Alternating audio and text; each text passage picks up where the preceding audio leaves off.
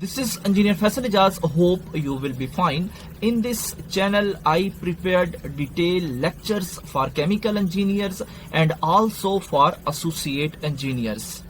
In this channel, you will find playlists of different engineering subjects which will help you in your study, in your interviews, and also during your professional industrial life. So subscribe my channel for more videos.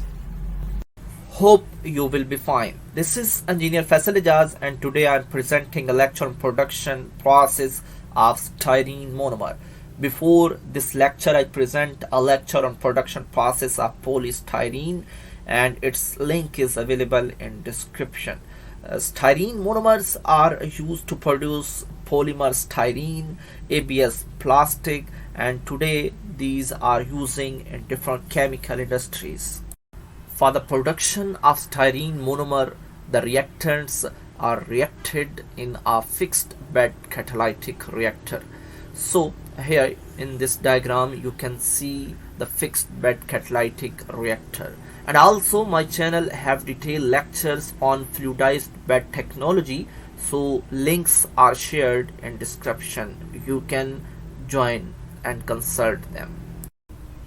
So for this reaction, energy requirements are fulfilled by superheated steam around temperature 720 centigrade, and that superheated steam is injected in a vertical position into fixed bed catalytic reactor, and that steam and also the second raw material ethyl benzene both are entered together into this fixed bed catalytic reactor.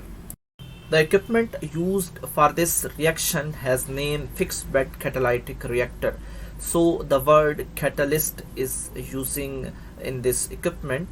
So we will use a catalyst which will be iron oxide based, and that mixture contains Cr2O3 and potassium compound as a promoter. Typically 2.5 to 3 kgs of that catalyst is used for each kilogram of ethyl benzene, and for this reaction high temperature throughout the reactor is required. So to fulfill the requirements of temperature, superheated steam provide 550 to 620 centigrade throughout the reactors. So after that reaction we got ethyl benzene conversion around 60 to 65%, and as a result we got styrene production around 90%, and also we got three byproducts during production of styrene, which are toluene, benzene, and also hydrogen.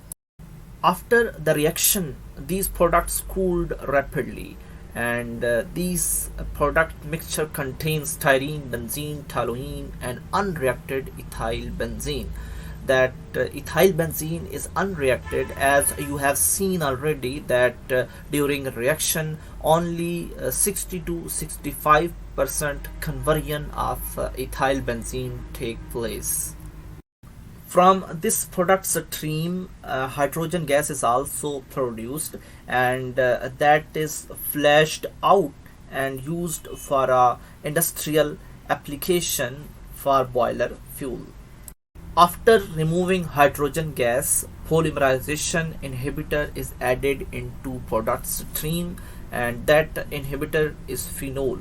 So that mixture after adding phenol is further proceed for vacuum distillation, and that distillation take place in 4 columns which are packed columns, and these 4 reactors are used to required purity of 99.8%. So after distillation, the next process is separation of the products. So you know well that if these products have similar boiling points, then that process is difficult. So here styrene and ethyl benzene have similar boiling points, so that process is some difficult.